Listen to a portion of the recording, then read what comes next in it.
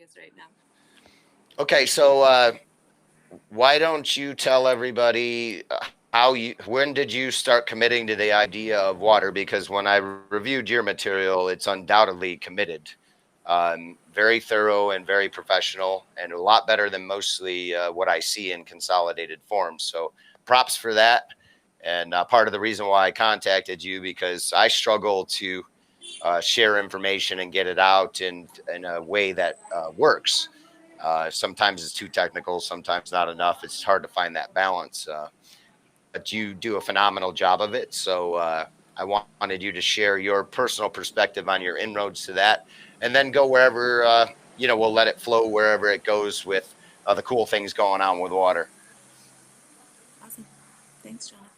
You're welcome. Um, I think for me, it all started back in 2009. I was a nutritionist and a health coach out in New York City. And I was sort of obsessed with this idea that human beings have infinite untapped potential, that we've barely even scratched the surface of what we're capable of. And at the time, I thought that the inroads to that was probably through food and diet and nutrition because you are what you eat, right? And then gradually I started to realize at that time that the water that we drink is far more important than the food that we eat because, of course, we're 70% water by volume, but we're 99.95% water molecularly. And that's when I discovered the work of Victor Schauberger and really dove deep into those rabbit holes. And that was, I mean, I just fell in love with him and his work and gradually started to realize that water not only holds the keys to human potential, it holds the keys to every question humanity has ever asked itself, whether sociologically or economically or ecologically or spiritually or scientifically or, in terms of energy or really any topic. Water is life, and so it holds the keys to life's greatest questions. And that's when I started to drink exclusively spring water, raw, wild, harvested, unprocessed, straight from the mother, and that really shifted in subtle but profound ways my whole way of being in the world. So that was 12 years ago, and then about 6 years ago, so for about 6 years, I just had this geeky little hobby where I was just reading everything I could read and just loving water. And then about 6 years ago, I started teaching about water, mostly just to get free tickets to festivals, honestly. I didn't think anyone would respond to it as wonderfully and voraciously as they did. Everyone was so thirsty to learn more, and I found out that I just loved teaching about it. And so that kind of kicked that off, but it wasn't until 2018 when I was doing the moon dance ceremony in Teotihuacan down in Mexico that spirit just showed me very clearly and unequivocally to stop wasting my time doing anything else and just devote myself completely to water. And I had no idea what that would look like. And I can really relate to what you said, where it's challenging to figure out how to bring this forward. I look at my earliest work, 2 or 3 years ago in that, and I'm just like, gosh, it's so technical and it's so detailed, and it's so I would put out like hour-long videos, or I would just fire hose people with information. So it's definitely been a process of refining, and I'm still not there yet. I still overwhelm people with too much information, but Yeah. yeah, it's definitely a process of finding the way that water wants to come through and express herself. I think back in the beginning when I hit that trip point, and there was a couple of points in my life, I was always attracted to water, so I always wanted to be on it, and I did that through fishing. Whatever excuse I could have to go fish, people would be like, "Why are you going fishing when you know you're not going to catch any fish?" And I would be like, "So I can be down by the water." And the mysteriousness of it, but I never really tried to figure anything out. I think my science logical mind is shut off, and I was just in real observation. Um, then when I really got into it, and I didn't expect this at all, is when I was basically vaporizing water and turning it into what we call the flazer. But I would just like make stuff disappear and go, "Ha! Look what water can do." It's gone, no smoke, no emissions, no nothing. And it was really businessmen would freak out. I would go to lunch afterwards, and they would literally be like, well, and I'm like, yeah. I'm like, this is where we should be. And like people have known about this for a long time. I didn't discover this or invent this. And the monster wants to own you and ego it and say this is a new discovery. And I was very resistant and always hung to that no. And this is the way water is doing it. And there was actually guys at the time doing the same experiments. It's weird how the earth works, because 20 people, 20 human beings will be doing the same research at the same time, and all of them will fight over who discovered it. And nobody discovered it. It's kind of flowing, and they're in the flow for however you define that. I mean, and it doesn't have to be any type of person. Any person, no matter who you are, where you are, what point you're at in your life, can get in the flow. And there's probably ways to induce it too, if you're so inclined. But I started out with that kind of bully, like, aha, I told you so. And I started with water you could see because it was illuminated like a laser. And then all you had to do was show people that it was just water, that here's water, and now we make this out of it. And then if I cool it down, it just goes right back to water again. And then they get the full cycle, right? And it's as simple as evaporating, go up in the clouds, lightning strike, raindrop, recycle, right? And the same thing with the human, the spirit. You could look at the vapor form of water as much as like our spirit. And so when water dies, its spirit is elevated and it's refreshed and refined, and it comes back to do the work again. And so a very simple cycle there. But I got to ask you, when you first read Schauberger, because there's a lot of people who know about Schauberger, but if I go to talk about it, like everybody's like, I went to read that and I got totally lost. Did you find that it would jive with you right away, or it kind of was like, what is he talking about right away? What was it for you? As I recall, it took a lot of dedication to kind of slog through all of that at first. I remember really wanting to understand it and just having to read each paragraph 2 or 3 times for it to really soak in, but I was dedicated. Yep. No, and then once you get it, you get it. It Yeah. reminds me of like reading Krishnamurti. Like, you don't realize till chapter 8 he's flipping you back on yourself till you have no other place to go, and then you get a consciousness of responsibility. And Schauberger is kind of the same way. At a certain point, you just realize, oh, wait a minute, this is just way simpler. Mhm. Way simpler than what it's being made out to be. And I could tell It's so Schauberger was simple. I think frustrated. that's the beauty of it, is that what Yeah. he's talking about is just the most simple and fundamental aspects of the universe, you know, these basic principles of movement and of force, and they're everywhere and they're in everything. And once you start to see it, you start seeing implosion and explosion everywhere, you start seeing vortexes everywhere, and suddenly everything becomes so much clearer and more simpler than the complexities that I think the modern Western mind likes to make out of things. And it takes a while to deprogram. I remember when I think at the time it was a weird evolution for me. Something happened in like '05. It was a little bit after 9/11. I was a little bit teed off about all that. I'm not going to comment about my thoughts on that, but it kind of, I was more or less a cave dweller, so I was happy discovering the universe in my own cave and didn't really care what anybody else thought about anything.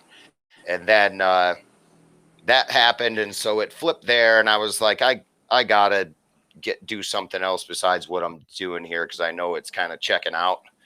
I was in a checkout mode. Like, I'll go live in the woods and just not really concerned about what other human beings are doing. I'm not really happy about what's being supported and what's going on, but I didn't feel like I could do anything about it. And it came down to the water and magnets I was playing with. And at the time, I didn't know the relationship. I didn't realize that I did and I didn't, but especially water really exemplifies it, is that every water atom from a chemical view is basically a magnet and electric dipole. And all four of the cross are always together. You can never get them apart. And that's kind of the cool thing, is even though we might argue about the North and the South Pole, or whether it's left or whether it's right, in no case the fundamental energies can we ever fully get apart. Nobody's ever done it. Nobody's ever seen absolute zero. Nobody's ever seen a single atom. But it's all based on this materialism that I think is useful, but it's probably a long way from the truth of what it's been sold. And to deprogram all that, because I was a nuclear guy background, and I remember the first year of studying water, I was like, I should be able to understand this. I should be able to. And then at some point, a voice in my head said, if you're not heading towards simple, you're going the wrong way. And it was like that voice that was like booming. It wasn't like my wandering monkey mind. It was like a stop all the noise. All you need to know is this. And from that point forward, it just kind of like Suzanne was talking about, it just started to naturally coalesce. And it's a cool groove. I think everybody can get their own angle on that, but water is going to be a very common substance that who's going to be the unified field teacher, which I always wondered why school never taught unified field. It's because they hit all the real unified stuff and told you about all the bunk stuff and kind of poked at it like it was some kind of ununderstandable mystery that only an Einstein could do. And turns out Einstein, even though he might have been smart, couldn't derive his own equations. I mean, that E equals MC squared is incorrect right out of the box. And if you know anything about math and unified field, C squared's the speed limit now if you put that in the equation, and that's Walter Russell's.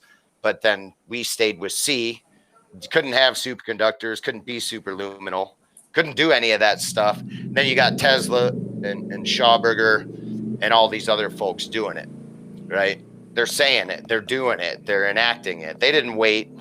They all went and did it. Schauberger started with his log flumes, and Tesla started with the whole electrical system, and then went, oops, that's the wrong kind.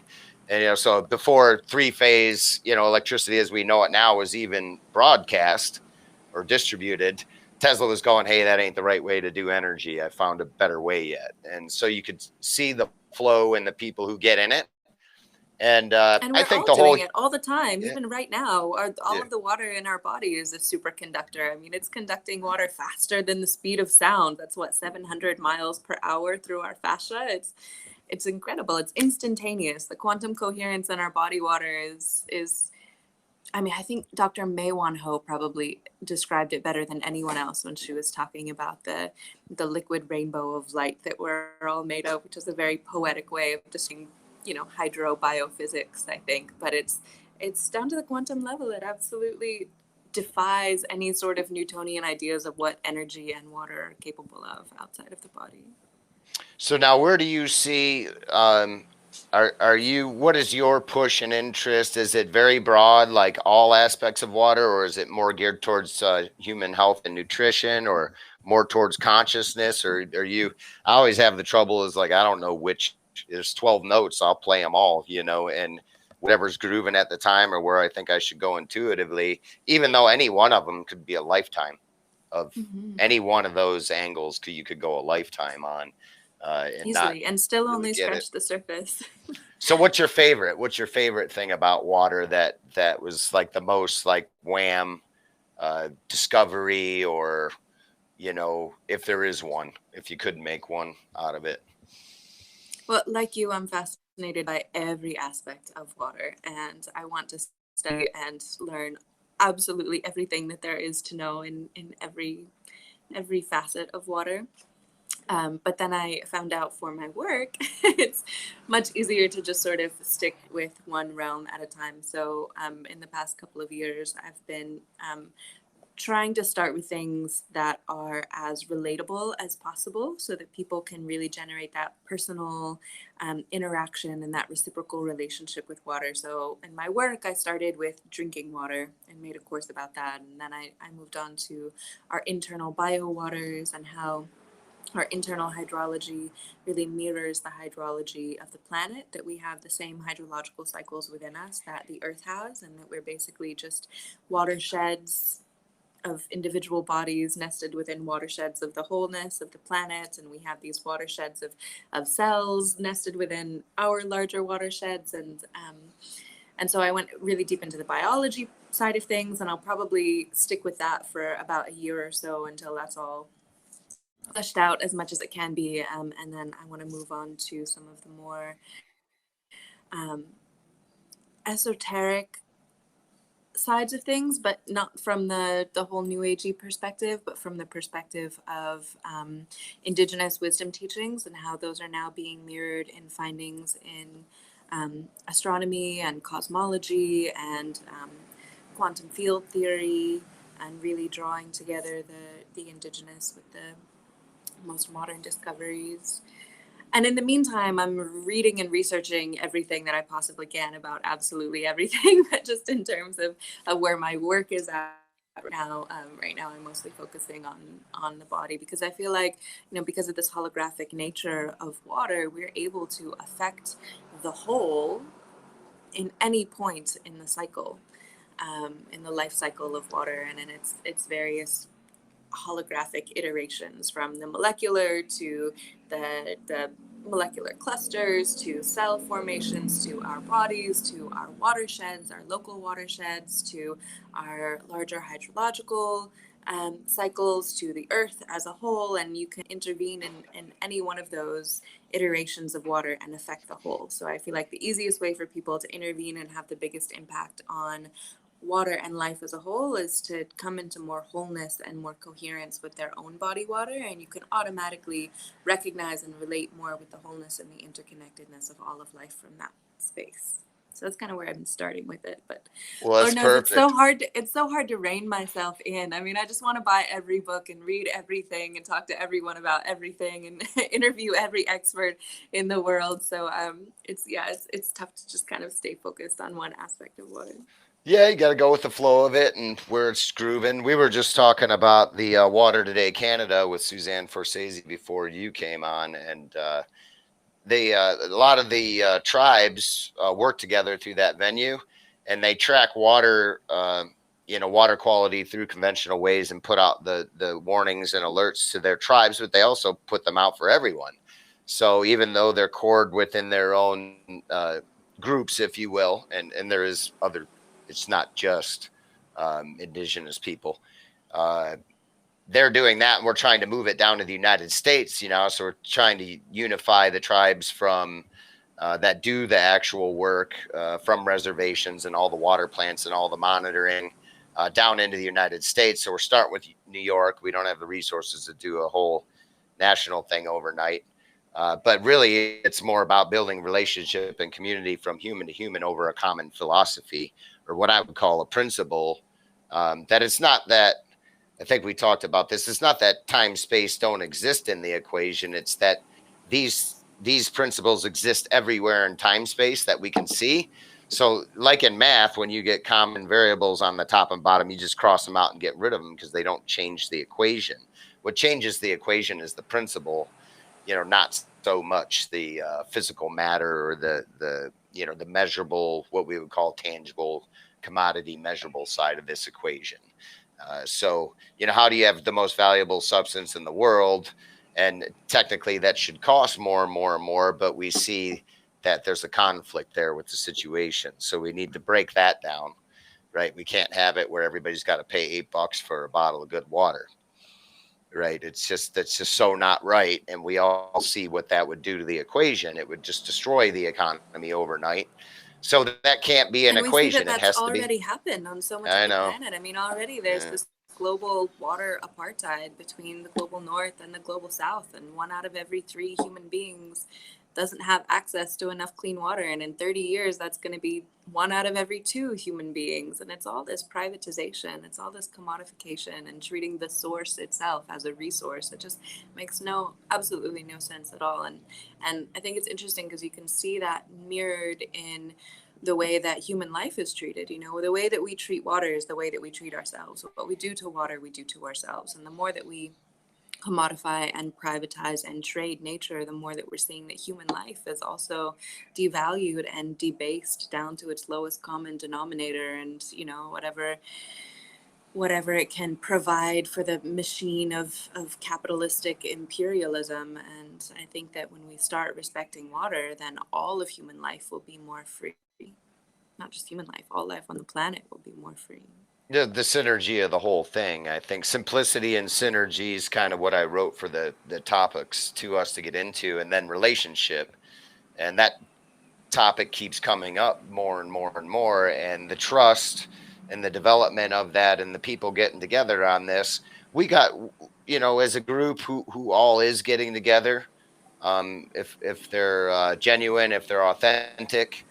Right now, I've never seen it better in the whole water equation to make a run at influencing the principles, the things that no matter what time it is or where it is, it's same everywhere. And that's a universal one. I mean, from our perspective, uh, there might be dimensional shifts going on. That's certainly possible, but it takes water to seed all of it in the way we understand it in our bodies now. The spirit, it might be a different view. My spiritual view on it and what I've got to explore there isn't any different. It's just further for me. It was like, okay, this is like, confirmation that I need to go here with it. And I put in a lot of effort, but I will be honest, everything that I discovered that was unique with water that I still haven't shared, even if I tried to share it, I couldn't. I have tried and people just get confused. So I'm kind of like, well, the information's even self-protecting because I'm a tower. It's a Tower of Babel. If you're not in the place to receive it, you're not going to hear what's being said. Uh, and I might not be saying it all that well. Who knows? It doesn't really matter at that point. But that drove the whole equation beyond a shadow of a doubt. There were things that I studied and dug and pulled and pushed and did everything within my human power. I was up 20 hours a day. I'm like Tesla can sleep for 4 hours a day, so can I. Human beings can do it. So I'm doing it. And I did it for many, many years. And in the end, my unique discoveries with water is how to convert it energy wise and what the water's behaving and how it transitions. And these, like, I was watching water transition for sometimes 3 weeks every day, all day long. I'd be doing other things, but I had like the heartbeat of the water up on the screen, and I would change things and I would see how it affected the more or less the reflection coming out of the water. And so you could tell when the water was being disturbed and it was evolving, and it took a long time to evolve. But when it did, it was kind of like a superhuman type of water now. It was different. It was in a different dimension, and it was locked into that dimension. And it had like the momentum of Earth itself. You just could not stop this thing from where it wanted to be. And I didn't know what that point was. So 4 years later, I discovered what that point was, and it had to do with the phi ratio and electrodynamic curves. And a few years later, I heard Eric Dollard talk about it. And I don't know if you bumped across him, but he basically said that a natural electrical circuit has phi in it. So what the water did was took our unnatural electrical circuit that I was applying, no details needed there, and shifted it. So it's kind of like you brought a guitar that was out of tune to band practice, and it knew how to tell you to bend the strings to get everything in tune or place the right vibrato. So it started moving everything around in a subtle way. And it comes out to be a really simple equation that's revealing for what resonance really means in electrical engineers going into the future. My main point is every one of those solutions I tried for years, but I tripped over it in a single moment. Meaning I was like, man, I ain't got time for this. I gotta go get ready for this. I'd start walking out of the room and I go, wait a minute, what if I do this? And I'd do one little thing and it would change the whole circuit, and then be like, oh, that's how it works. And then knowing what that one thing was, it taught me about what I'm like, wait a minute, this is just like a person. If you do an incremental change, they don't mind. If you do a sudden jerky change, it upsets or can cause fear and dissonance. And like you were saying, it's and I'm like, well, the brain's water. And so now I'm like, now it's a supercomputer and it's recording this. And if this is true, when I measure this, I should have no resistance. So what should have been 10 miles of resistance, I got flat zeros on the machine. And this was just basically a highly structured water and an orgone accumulator, right? And it was highly resistive in one direction, which resistance is an important part of the universe and how things work. And then in the other direction, it was superconducting. And I'm like, go figure, it's both. You can't get them apart, but it took it to the extremes. And that's what we see a lot when we play with it scientifically is, okay, we're pushing this way to the extreme so it can reveal it's one of those other holographic layers, right? And then everybody can fight over how deep the holographic layer is once we admit that's what's going on. But for right now, it's just change. And it's change that is significant and means something in that, like, you start seeing phi show up. You start seeing fractals show up. So what else? Tell us more about what you like about water. Who else you've studied that's good? I'm pretty narrow in my studies, like Schauberger, Tesla, Walter Russell, Keeley. I'm done. It's kind of boring. What else? Oh, you stick with the good ones. I mean, you could spend your life just studying those. That's Yeah. how I And look at it. I love what you're saying. I love hearing that water is bringing everything into resonance. Water is creating this harmony. Water. It sounds like from if I understand what you're saying, water is like this a tuner in a way that is sort of bringing things more into their natural state, their natural phi ratio. You know, you can take something completely unnatural and put it through the body of water, which as the physical vessel of, you know, nature's will to live, is creating more life force through it, and is creating more resonance with all of existence and with the planet, just through its channeling that through its body. Yeah. Yeah. That's Have you ever played with water like something I don't it's happened to me a few times where I bring in people, especially if like they're doubters and the whole thing doesn't work. Like every little possible thing goes wrong in a funny way. And then they walk out the door and leave and I'm scratching my head and I turn the whole water machine back on for lack of better words and it works better than it ever had before. And I'm just it's happened so many times to me where I've tried to like prove stuff for people and I'm like, oh, it's kind of like your dog or your cats when you if you ask them to do something that they usually do when there's a guest and they just pretend they have no idea what you're talking about. Water has such a sense of humor like that. She's always reflecting us back to ourselves. Whatever we throw out at her, she's going to reflect it right back, whether that's doubt or anything, frustration, disharmony, discontent, or faith, or trust, or love. She's always reflecting us back. I think it scares some people at first, you know, because they know what they're gonna. Mysteries always do. Well, they know what they're gonna reflect back too. You know what I Mm-hmm. mean? They're just not honest with themselves about what they're bouncing off. And most people from the outside can see, hey, you're not in a good mood. You're not happy. You're not this. You're not. And a lot of people can act through it. You know, put on your uniform and go through the day the way you're supposed to. But you can see over time, usually those people have massive breakdowns because they're not dealing with the disparity between what they feel like they should be doing or thinking or feeling and how they actually are. And some of those are tricky, you know. I've had some really big things stuck inside of me that were so stupid when they came out that I'm like, I can't believe like there was a ball of frustration over that little tiny thing that was so mundane I never would have guessed it. But it's almost like I felt it go, and I was like, wait a minute, I know what that was, and you know, and I feel so unweighted. You know, it's like when I was 14, like you know, Stevie Ray Vaughan died or something, and I was really into guitar and music, and like that put a black mark on me. You know what I mean? That I refuse to admit, and then you know, 15 years later, it comes out, and I'm like, well, they weren't a part of Stevie, like, and now I know it's gone. Like that was wow, you know, and I often wonder, is it like are there well I know there's layers of water in your body that you can unlock and get to that unlock the next layer, and I saw this even with energy, like, and it makes perfect sense that there's layers of energy density you can do with implosion, and there's like it's like a riddle of the sphinx type thing, like until you know the riddle in a musical sequence it won't let you down into that next layer, and it protects from people who really don't understand how these sequences go.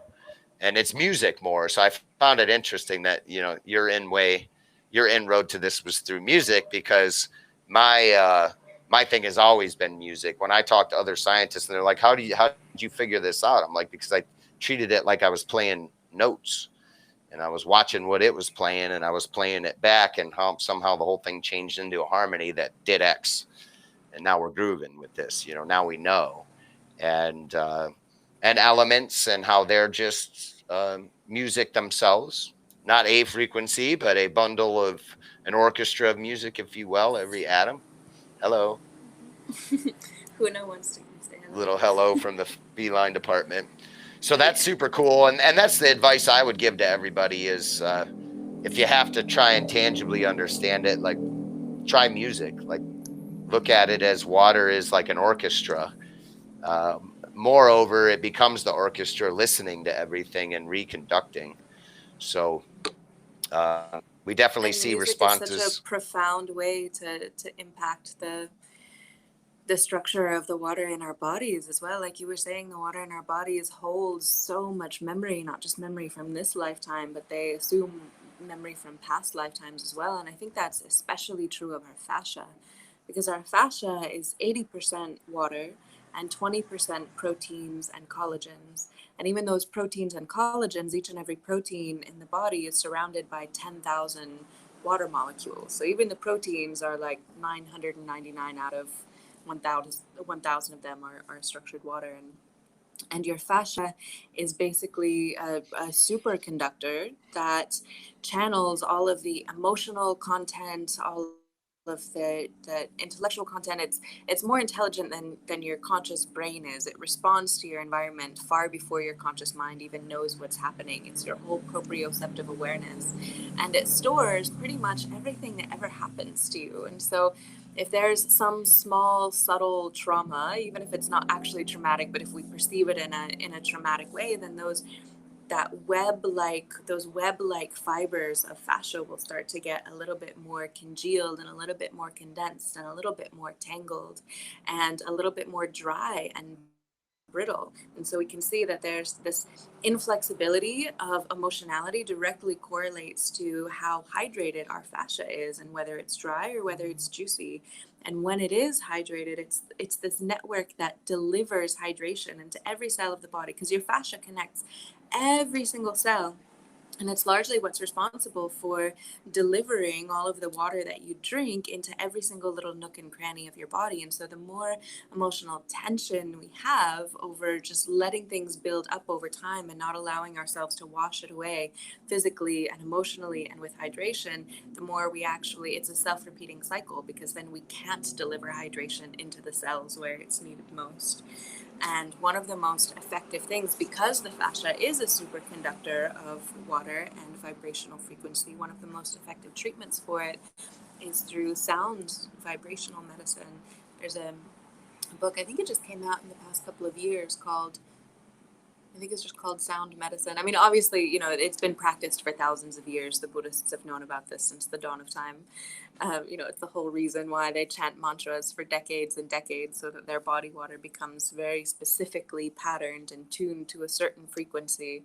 Um, which always kind of trips me out when all these new age hydro hippies are like, oh yeah, I said Om Namah Shivaya once, so my body water is totally structured now, or I Bam. said thank you to my water once, so my bottle of water is structured now. I'm Yeah. like, the monks do this for decades. That's not how it works. Yeah.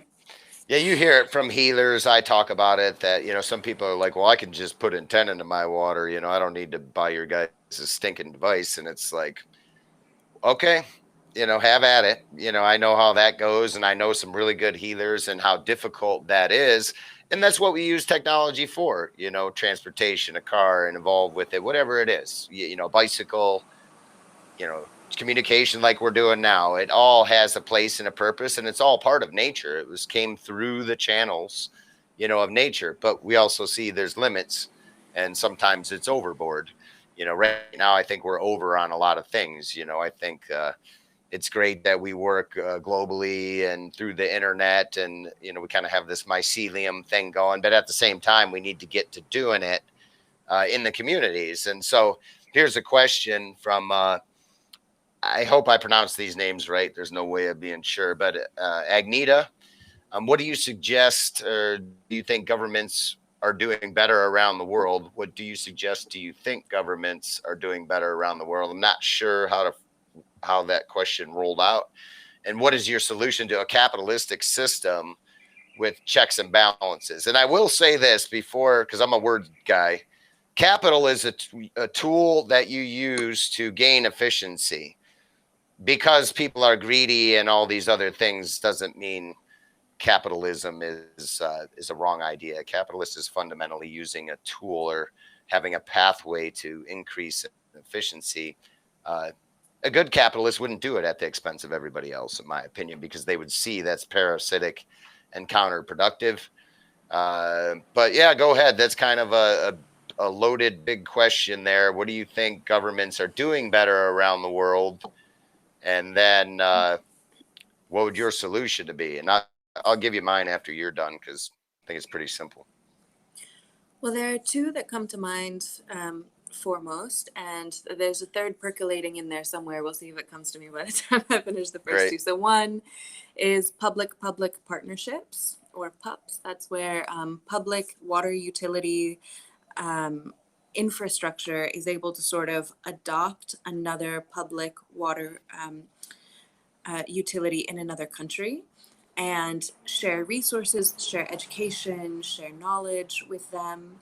So, for example, in Stockholm and Helsinki, the public water authorities there have sort of made a sister city in Latvia and Lithuania. And because they're not as well funded, but they don't want to privatize their water, the Stockholm and Helsinki authorities are teaching them how to more efficiently and more effectively run and treat their water. Now, of course, I don't think that any government in the world has water systems that are treating water respectfully, but at least it's better than the whole privatization thing. So I think that that's one thing that governments are doing well. And if every, first world um, governmental water authority adopted just one city in need, then PUPs could operate around the world, and we would save so much money over what's being spent on these private companies managing water, and it could just be a lot more effective, a lot more efficient, and a lot more simple. And it's also just one of the ways that water can unite people all around the world. It's a globally uniting force.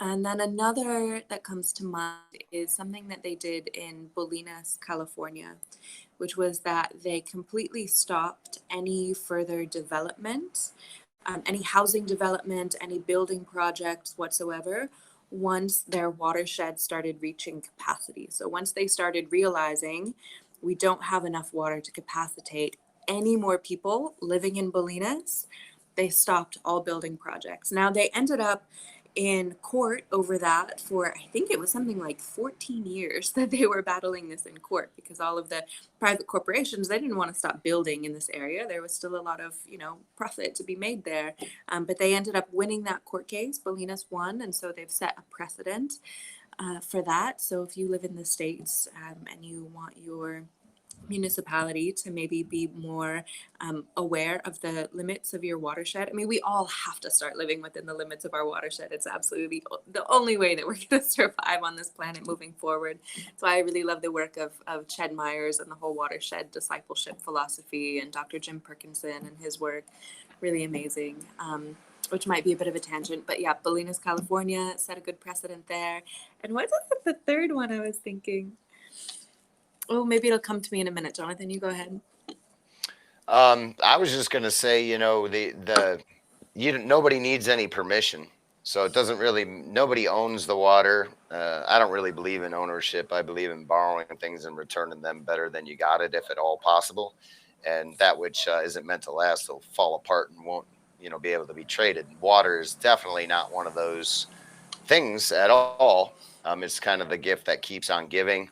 And it doesn't really take that much to set it back. So the fact that we can, kind of mess our bodies up for 30, 40, 50 years before we have that moment and go, oh, yeah, I'm not exempt from, neglect here myself, no matter what you're doing for a cause or how good it is. And you can see how fast, especially, with water is kind of a centering point. Like, it's really hard to do, but the fastest way to heal is just to fast on good water. I mean, honestly, I've seen that's what's worked in all cases for all people I know have the discipline to go through it. And everything else, you're putting load on the body. So it's very different from, how you eat and what you eat, right? And they're like, basically in California, they're selling water inside of fruit because they can get more for water that way. And the businessmen will be the first ones to tell you that. And nobody else gets it. It's that the cheapest container to put water in and sell it is for me to sell it to the farmers, for them to spray on the ground and have the fruit suck up a small percentage of it and then ship it around and then sell it. And it's not right? just fruit. I mean, this virtual water trade is responsible for 90% of the desertification happening all around the globe. The World Bank still promotes drip irrigation, even though drip irrigation wastes 70% of the water that goes into the agricultural system. And then you end up exporting the crops that are grown from all of that wasted water that doesn't go back into the watershed there. So you're exporting virtual water into these dry, desertified areas that can't grow the crops themselves. And then eventually, instead of just having one arid region, then you have two arid regions because you just exported all the virtual water from there. I mean, it takes a gallon of water just to grow one single almond. What is California thinking at this point? It makes no sense at all.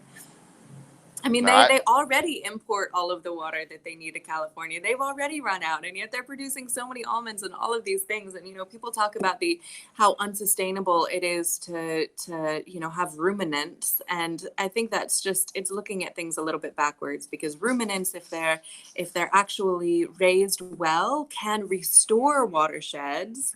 Meanwhile, all of this monocropping does exactly the opposite. And vegans, I'm sorry if there are any vegans on the call, vegans are like, oh no, we should all just eat fruits and vegetables. And that's such a domesticated thing. It's not sustainable. It's not even really possible. And then even if you look at these biofuels that people are talking about, like ethanol, California has stated it wants to move almost completely to ethanol, but it takes like 1,300 liters of water to produce and refine the amount of grain that it would take for, what was it? For 1 liter of ethanol. I'm not sure if I'm getting those numbers exactly right, but it's something astronomical like that.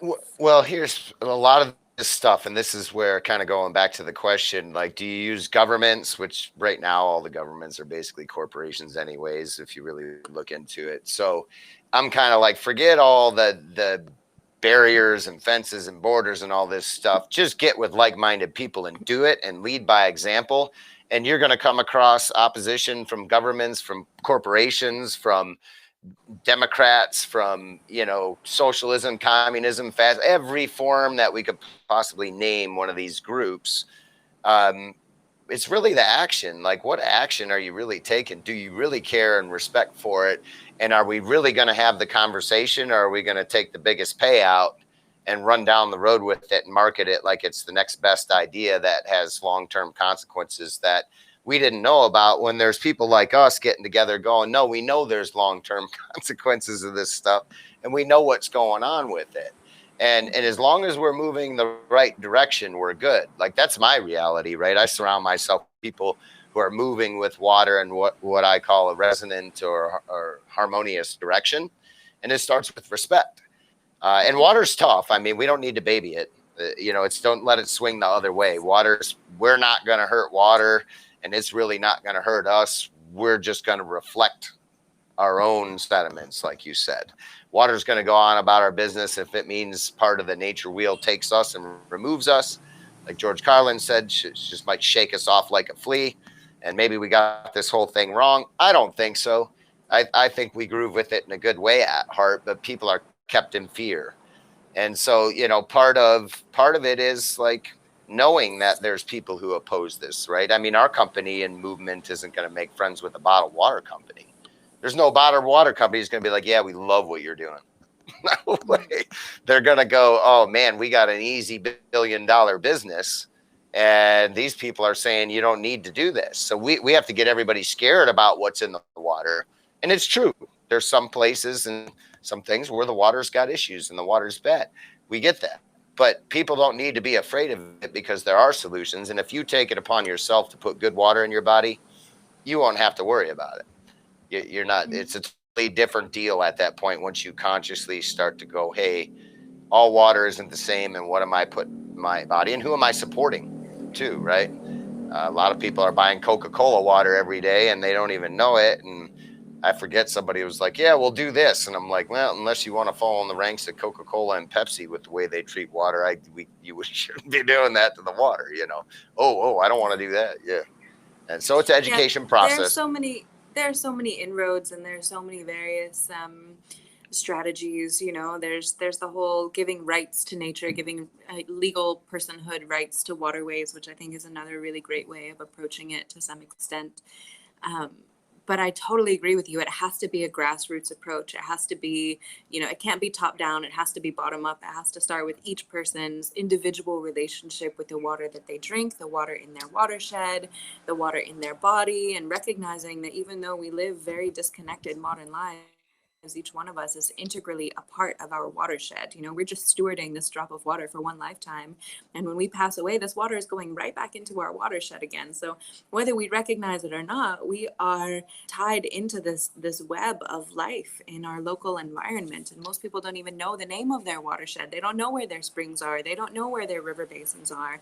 And I think that's one of the most important places to start, because we can't protect what we don't know, what we don't recognize, and we can't band together with the other bodies of water who are a part of this watershed and say, this connects all of us. This is our life. This is our blood. This is our life force.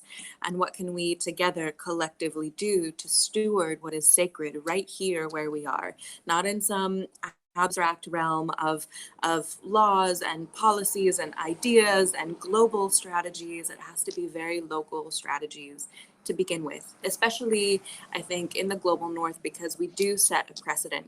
Most of these the water cartel that's out privatizing water around the world, Suez and Veolia and Bechtel and RWE Thames, these evil, powerful water companies, they're all based in America and in Europe. So if we set the precedent here, well, not here, I'm not in America, but if we set the precedent, in America first for the way that we demand water be respected, that's going to ripple out into the rest of the world really powerfully, I think.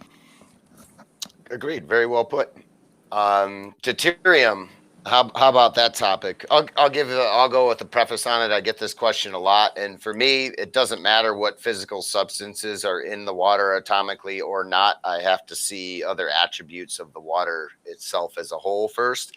So, and then I'm also I'm not sure about this, but sometimes this is the way the marketing goes. But there is groups, kind of like you. I don't know all the water consortiums as well. I'm glad you were able to mention them.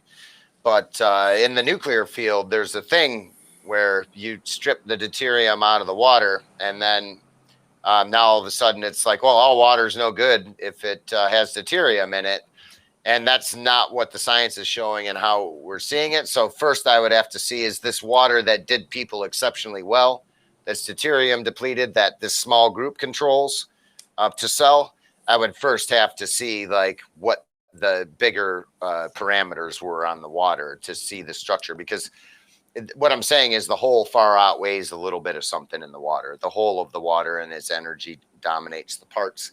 That's my answer for that question. How about, what have you come across as far as the deuterium research, or have you in your journeys?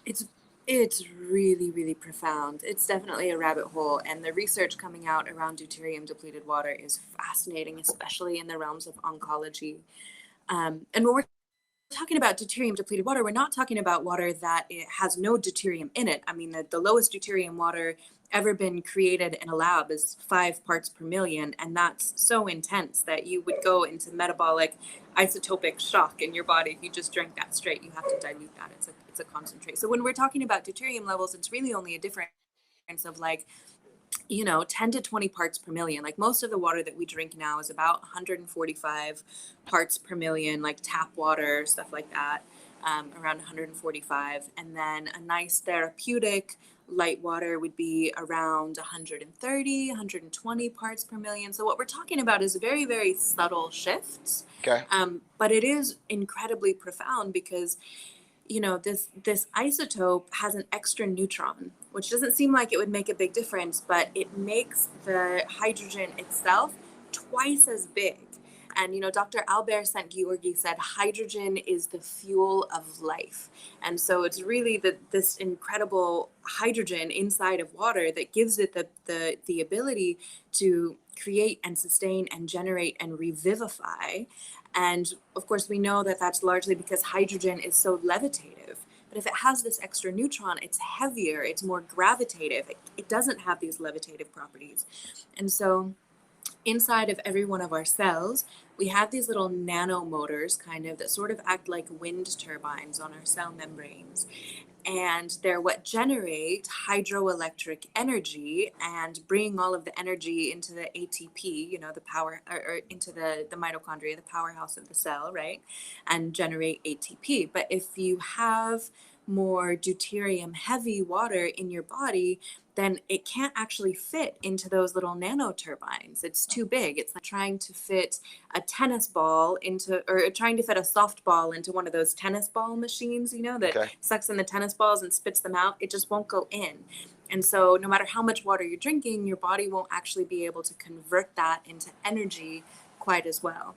And so the studies that they've been doing on deuterium depleted water, I mean, it's basically just the water that our ancestors used to drink, right? A few thousand years ago, all of the water on the planet had less deuterium. Water on the poles has less deuterium. Water at higher elevations has less deuterium. Water, of course, in the tropics or closer to the coastlines, or yeah, there's a lot of different factors in deuterium levels, but again, you're only talking about a difference of like 10 to 20 parts per million. Super subtle, but so effective. In fact, it's actually even being used as a cancer treatment in, was it Poland? I think it's been approved in Poland only as a veterinary treatment because they don't want to step on the toes of Right. pharmaceutical companies, which I think is really smart. And we're all But yeah, I'm stuck really in that equation with this whole thing a bit, but it's okay. It'll come out all at the right time, right? I mean, I think that's the point here is we don't need to be in water's never in a hurry. If it's got a million years of work to do on a rock to shape it right, it'll do it every day, day in and day out. Great view on that.